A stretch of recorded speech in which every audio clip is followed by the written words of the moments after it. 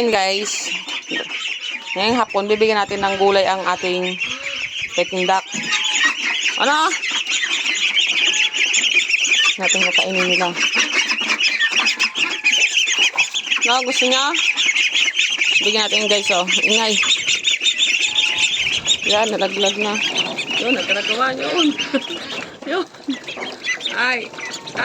Ano? Ala. Nagkagulo na. Gutom na gutom? Parang hindi kayo napakain ay. Ay, grabe yan, no? Gulat ako sa reaction nyo, ha? Doon guys, sa baba. Ay, grabe, oh. Alas 3 ng hapon. 3:06 ng hapon. Yun.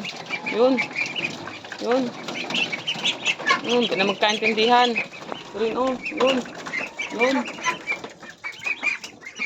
Parang hindi kayo pinapakain ay. Oh, yan. Yan na. Oh, yun. Yun. Ganyan pala kayo. Sos, may marimar. Grabe. Parang hindi kayo pinapakain, ah. Pinapakain pa kayo ng amo nyo? Ha?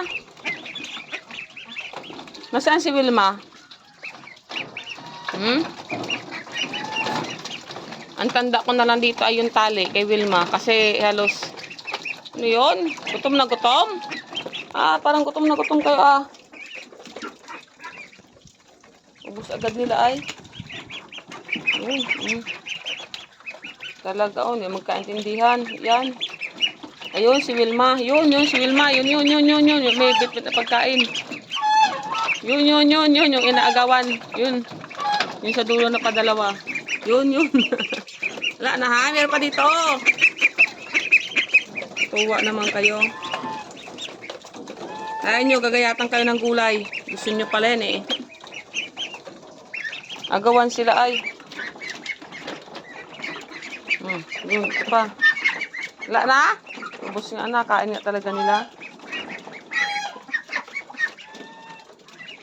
Pero may ano naman tayo guys, o may ginaya tayo sa kanila na pagkain.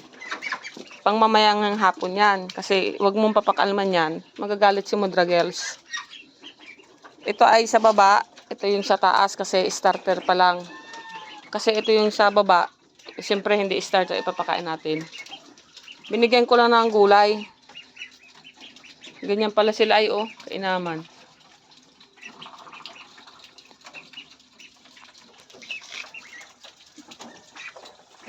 Yun lang guys. Magandang hapon sa inyong lahat. God bless all po sa inyong lahat. Bye-bye.